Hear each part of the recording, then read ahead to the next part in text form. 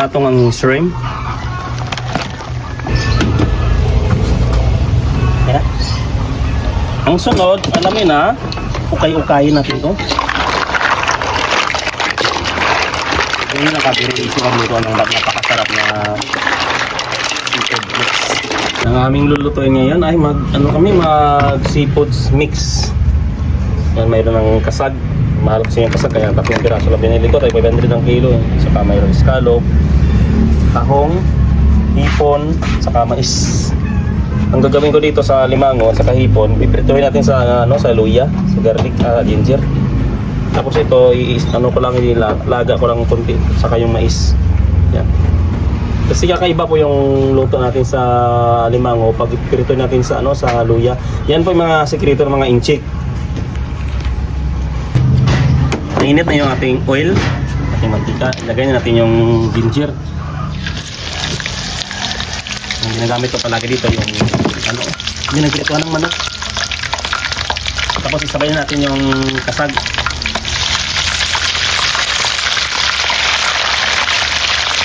Ito yung mga sikreto ng mga sikwa, mga insik. I-reveal natin yung mga sikreto nila. Kaya magulat kayo, yung niluto nila na seafood mix, napakasarap. Saka napakabango. Tapos, pag human ito, sobrang bango. Bango talaga na yung luya na yun. Kasi ang purpose yan sa luya ng pagpabango, tanggal ang lansa. Kaya nagpapalasa rin siya.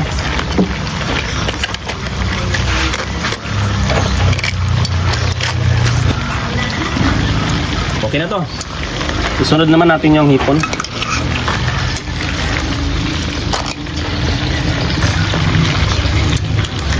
Yung hipon kaya medyo lang, sakto lang. Pero okay na rin to.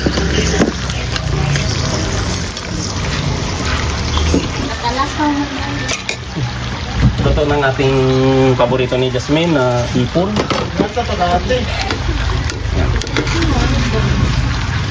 Ibalhin na nato. Ayan.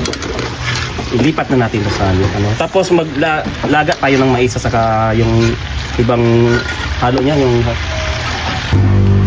hindi ko na hinugasan yung kawali natin na inapo ko na yung oil saka nilagyan ng tubig. Maglagay tayo ng asin.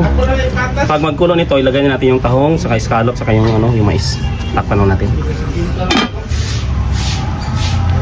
Medyo kumulo na yan itong ninit na tubig. Unahin natin itong mais kasi matagal maluto to.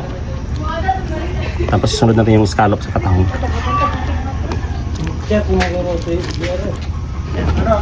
Takpan natin. Tanggalin na natin yung mais kasi luto na siya. Tanggalin na natin. Tapos isunod na natin yung scallop sa sa tahong.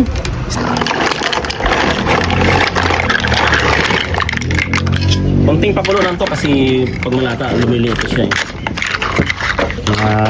Mga lang siguro mga 3 minutos. Pwede na to siya. Tanggalin na natin.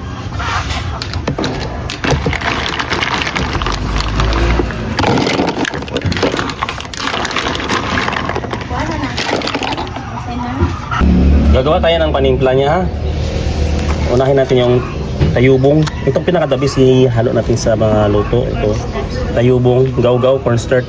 Yan. Isa lang muna ilagay natin. Tapos maglagay tayo ng konting tubig para matunaw yung mineral yung nilagay. Para tutunawin mo na yung gaw-gaw. Yan. Maglagay tayo ng magic. Timplahan na natin to. Bitsin. Ang daming paminta. Saka hindi na ako mag-asin dito.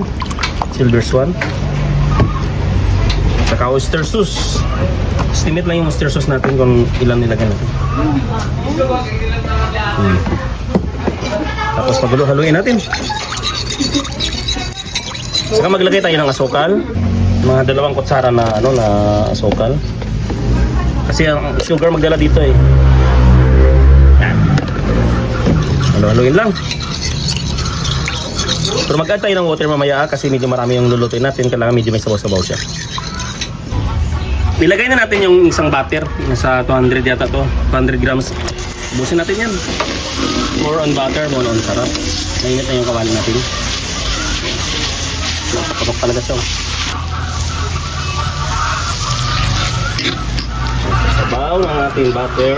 Ilagay na natin tong garlic saka spicy. Sabay na natin para hindi masyadong manghang kasi medyo marami yung spicy.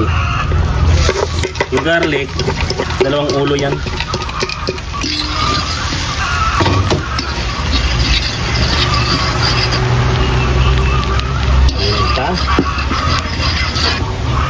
Ilagay na natin yung kinakatimpla niya. May dami. Magka tayo ng hot water ha. Okay na, okay na. Ganyan lang yung texture niya. Ilagay natin yung kalamansi. Yung kalamansi natin 8 piraso. Yan. Ang kalamansi, kahit ukay-ukayin mo yan paglagay, walang problema. Pero ang suka, wag na ukay-ukayin. So ilagay na natin yung shell. Scallop sa katahon. Ayan. Isunod natin ng alimango. Pag-iputan ng alimango. Ilagay. Sinisisip ang maglagay ng alimango. Isunod mo ang mais. Ikalat ang mais. Ipatong ang shrimp.